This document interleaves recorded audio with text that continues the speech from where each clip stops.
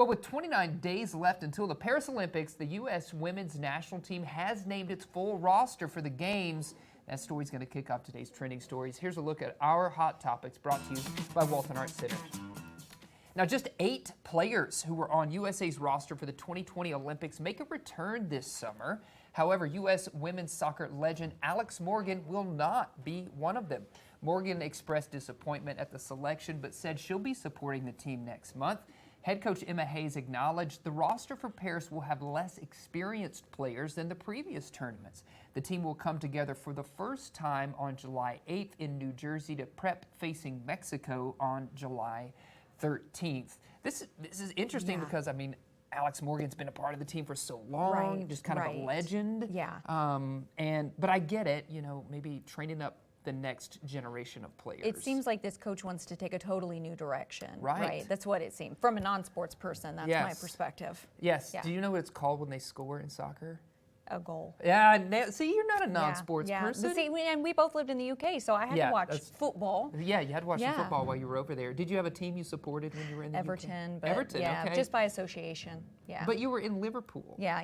Okay. Yeah. They're the oldest team in Liverpool. That's well, right. Speaking of over the pond, the Crawley family and their assortment of maids, butlers, cooks, drivers, and other various moneyed associates. I thought the accent was going to last the whole segment. I thought about it. They are going to be returning to the big screen next fall. I'm so excited. It's my favorite series ever. Downton Abbey 3 is currently in production in the UK, and it is penned by the creator, Julian Fellows, and Simon Curtis is actually returning to direct it. He directed the 2022's Downton Abbey: A New Era.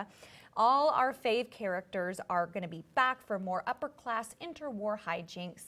We don't really know much about the plot, but it's been slated for a global release on September 12th, 2025. You will see me in the theater crying my eyes out. So this has got a little bit of a weight on this one because it's not coming out for a while. Yes, but you know what? Good things come to those who wait. That's true. You said this was your favorite series? Favorite show in the entire world. In the entire world, In the entire world, ever. Great cast of actors and great story. Laugh, cry, angry, everything. What kind of, have you had a favorite like storyline tangent that they've gone off on? Because I know it's multiple storylines all at once. Yes. I love Anna and Mr. Bates. Okay. Yeah, and I love Mr. Carson and Mrs. Hughes. Yeah, I feel like if we stay here long enough, you're just going to name all the characters in the show. But seriously, no, it's such a great. I love that you follow the life of the family, but then the lives of their servants. It's just great. Yes. So heartwarming. Okay, we got to look forward to that in 2025 for sure.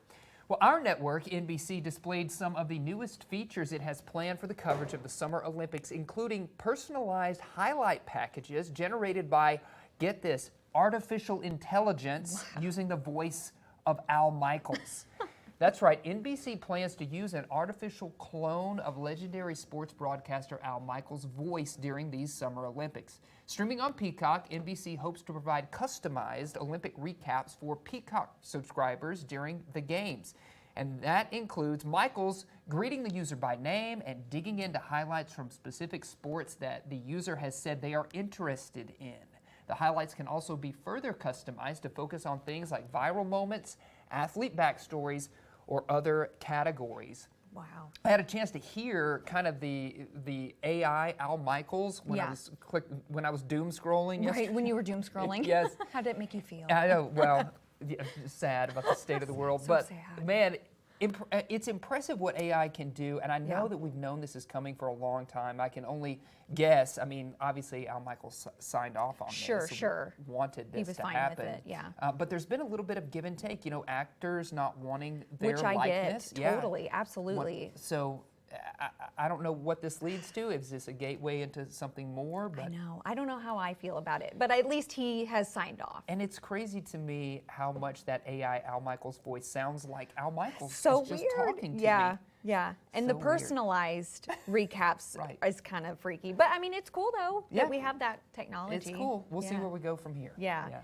Well, the Katharine Hepburn Museum in Old Saybrook, Connecticut, recently acquired the wedding dress that she wore for her 1928 wedding to Ludlow Ogan Smith. That's his last name. And the dress was unveiled Tuesday to a small group of the museum supporters. So she had a crushed white crushed velvet dress with antique gold embroidery, and that was worn by her. And she married Smith in her family's Hartford home, and the ceremony was actually officiated by her grandfather, and only her family members attended the ceremony.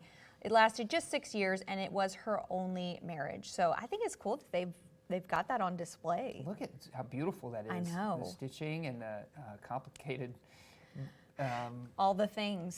It's so pretty. Look at I don't that even have the fashion. right Yeah. vocabulary to talk about how beautiful that is.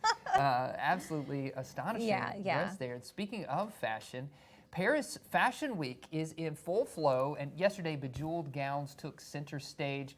Lebanese designer Elie Saab's collection wowed audiences, including celebrities like Ellie Goulding, Olivia Palermo, and even Avril Lavigne. Yeah, and Dutch designer duo Victor and Rolf had audiences very entertained by their playful abstract collection. It's very absurd. So the duo have actually spent the last 3 decades brightening up the serious couture scene with humor and interesting silhouettes that you're about to see. I mean, it's pretty hilarious. You know, I think that's needed sometimes in fashion. Yes. You got to brighten it up and add a little bit of your own flair to it. Just lighten it up, too. Yes. And then Franck Sorbier displayed his latest collection in a Parisian courtyard and included an unusual and impractical accessory, a horse. Yeah.